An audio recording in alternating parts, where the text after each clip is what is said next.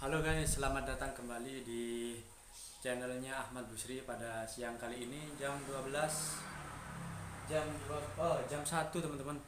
Jadi kita tadi karena terlalu rame ya, percetakan terlalu rame, jadi iguana lupa nggak dikasih makan.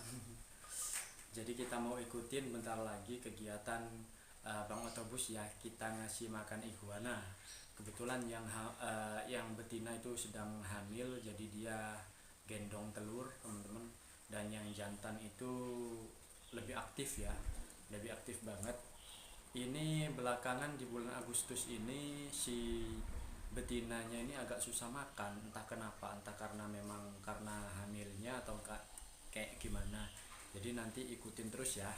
Iguananya ada di atas teman-teman, ada di lantai atas. Jadi kita bentar lagi mau ke situ. Ikutin terus ya. Oke, kita lanjut ya. Nah, ada di atas ya. Jadi ini bangunannya masih belum selesai teman-teman. Kita cek. Kita lanjut cek.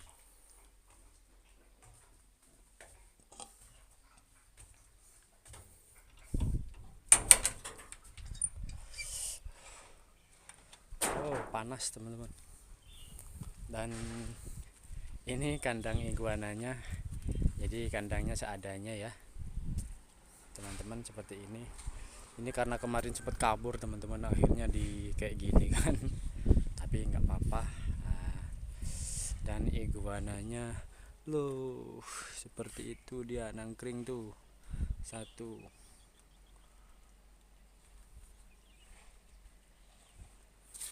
Di dalam tuh. Habis ini kita keluarin ya. Yang satunya ada di bawah ini nih. Ini nih, dia ngintip terus nih. Udah. Habis ini kita buka, oke? Kita ngasih makan iguana. Ini syutingan. Nah, ini sukanya nangkring. Sini. Ini maem iguananya, maem.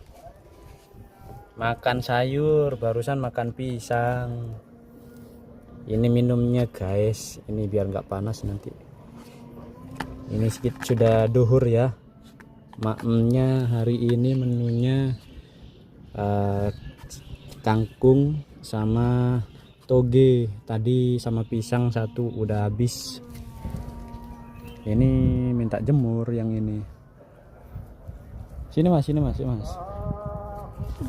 Nah, jadi ini iguana lagi posisi di luar kandang ya guys. Nah, dia sudah jinak. Nih, kemarin sempat kabur karena kelaparan. Nih. Apa kena cokot? Baik ini baik guys. Ini maem nih. Di luar kandang, jadi sesekali keluar kandang biar kelihatan matahari, biar sehat. Iguana itu soalnya mintanya yang anget-anget, jadi biar nggak kedinginan. Maemnya kebetulan tadi lupa nggak dikasih makan guys. Karena percetakan rame guys, jadi maemnya rada telat guys. Ini nangkringnya di sini guys. Diingatin emas tadi ya kok iguana belum kasih maem. Dia rame banget tadi itu gue. Jadi terpaksa maemnya telat. Maafin ya iguana ya, maafin ya. Kemarin cepet kabur, untung ketangkep tetangga. Ini maem lagi nih, kelaparan mungkin dia. Ini kemarin nih jebol. Akhirnya dikasih tambalan sak sekalian. Ini enggak cuma sak ya, tapi ada ininya juga teman-teman. Jadi biar aman. Iguana itu kalau misalkan sudah ada penghalangnya kayak gini, dia nggak males bergerak nyakar lagi karena dikira sudah ditutup teman-teman. Nah kalau misalkan kayak gini, dia bisa kelihatan luar, cakar nanti teman-teman kayak gitu. Oke. Wih, bersin dia. Karena suhunya sekarang memang sedang, kalau malam tuh anginnya gede banget, teman-teman.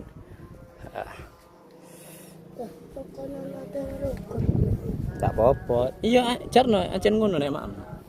Jadi kalau iguanaku ini kalau makan dia misalkan pakai piring ya, piringnya ditindihin kakinya kayak gitu. Jadi biar makannya itu biar keangkat lalu dia tinggal makan kayak gitu sistemnya iguanaku ini. Nah, bentar. Carno wis mas, panas udah. Mas Joko niku ya. Nah, ini mau kemana nih? Ha.